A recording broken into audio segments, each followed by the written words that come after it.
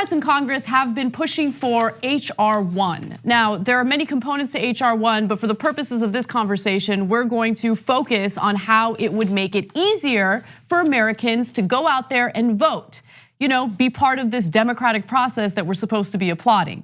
Now, one lawmaker who does not like the proposals in H.R. 1 is Mitch McConnell, and he's about to cry and whine about it in just a second. But just to give you some context, H.R. 1 includes legislation that makes Election Day a holiday for federal employees. It also encourages private business to give employees the day off. There's also another part of this that I want to make sure you're aware of. The bill would allow federal workers 6 days off to work at polling places. So that context is important because it does not mean all federal workers would get 6 days off for no reason. It would specifically impact those who are gonna work at the polls. And if you're a federal government worker participating in democracy and helping others participate in democracy, which seem to be a good part of the job, and in that case, they're getting time off. It's not like it's part of their official duties, and they're not using it to go to the Bahamas, they're using it to further democracy. So it seems sensible, but not to Mitch because he doesn't want you to vote. Right, so let's hear what Mitch has to say. Their bill would make Election Day a new paid holiday for government workers and created an additional brand new paid leave benefit for up to 6 days for any federal bureaucrat who decides they'd like to hang out at the polls during any election. Just what America needs, another paid holiday and a bunch of government workers being paid to go out and work. I assume our colleagues on the other side, on their campaigns. This is the Democrat plan to restore democracy? A brand new week of paid vacation for every federal employee who'd like to hover around while you cast your ballot? Oh, are you worried about people not working enough? Because if you are, we can focus on Congress for a second. From 2001 to 2018, the Senate spent an average of 165 days in session each year. And the House spent an average of 140 days in session. I'll do the math for you. It's really not complicated. So McConnell's in the Senate, so we'll give him the higher number, the 165. That's 200 days that they don't work, okay? And then he's like, oh, now they want another federal holiday for government workers so people can go vote. Dude, you take 200 days off. And then you got the nerve to complain about other people taking 1 day off for doing something patriotic and American. And so it's so obvious they don't want you to vote. And look, why do they want to make Election Day a federal holiday? Because if you ever voted, I know, look, to me, voting is almost part of my job. I cover politics, I cover news, I care so much about change. But I got to rush to work, yes. Right? It's usually a big day, Election Day here, right? There's a million things to do, and then you're waiting in line.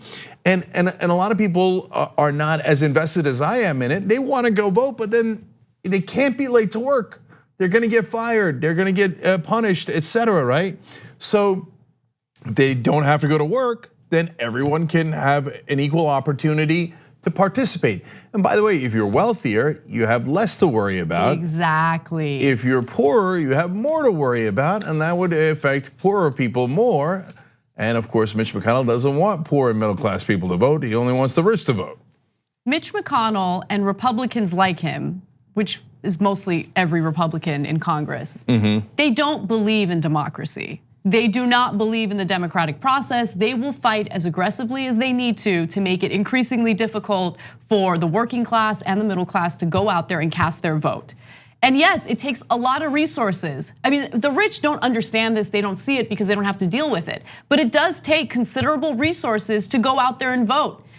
And it goes beyond showing up to the polls on Election Day, waiting in line, for driving wherever the polls are, and voting. It's more than that. You need the resources to do the research. You need to have a good internet connection so you can look up the candidates and know exactly who's telling the truth, who's not telling the truth. Voting's actually a very pricey thing to do when you think about it. Pricey for the middle class and working class. Not so pricey for the wealthy, but for everyone else, it's difficult. And any effort to make it a little easier, just so everyone's voice is heard, the Republicans go against it aggressively and try to paint people as if they're lazy and just want another holiday.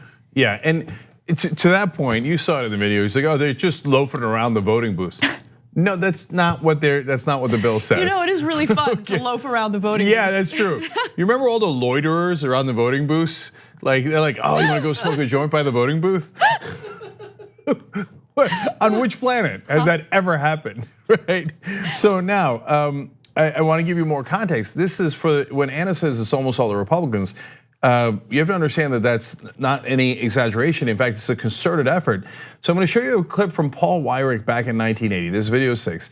So if you're wondering who he is the co-founder of the Heritage Foundation, arguably the largest right-wing think tank that is still massively powerful now, that sets the agenda for the Republicans, and co-founder of ALEC, the American Legislative Exchange Council, which literally writes the bills for corporations and hands them over to politicians. Oftentimes they forget to take the letterhead off when they submit it, okay, in the States.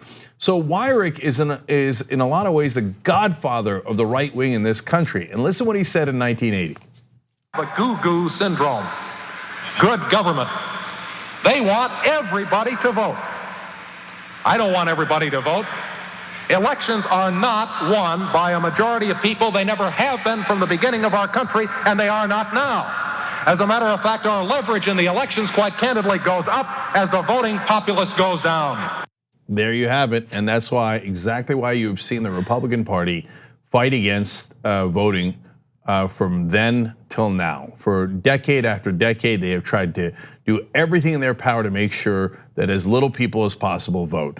And then finally, McConnell's thought that, oh my God, having government workers not show up to work is outrageous. He just helped Trump shut down the government and furloughed workers for 35 days. Which is literally a record. Yeah. No, what's amazing about Mitch McConnell is he has no concern about hypocrisy. Like, just does not have a shame bone in his body. So he'll block Merrick Garland for over a year. And if you block, if you want to question a right-wing Supreme Court nominee for past a week, he's like, oh my God, this is record-breaking obstruction. How could they hold up a nominee like this? And people take him seriously. No, he's the biggest political hack, arguably, of my lifetime, because he has no conscience. Look, Trump is way dumber. Trump is arguably has more issues with morality, although McConnell will give him a run. But as far as defending corruption, money in politics, and by the way, that's another problem that he has with the bill. He's like, well, this would allow some public financing, which would mean that all the power wouldn't be in the hands of private interests. Yeah. And I want private interests to control me and the other politicians. I don't want them working for the public. I want them working for the Koch brothers and the Mercers and the Adelsons, et cetera. And by the way, Republicans, that's another giant hypocrisy of Mitch McConnell and the Republicans. I thought you said you were so worried about George Soros putting money into politics and buying off politicians. So great, this bill allows you to do some public financing, which lets you get around Soros or the Koch brothers. And all of a sudden, Mitch McConnell's like, don't worry about Soros. Soros is totally fine, Kochs are fine. No public financing. Otherwise, McConnell loses all his power. In real elections where a lot of people vote and anyone can run, Mitch McConnell will have no power at all, because Mitch McConnell's power base and what he's good at is sucking up to the richest people in the country and doing their bidding. He's a poor little water boy.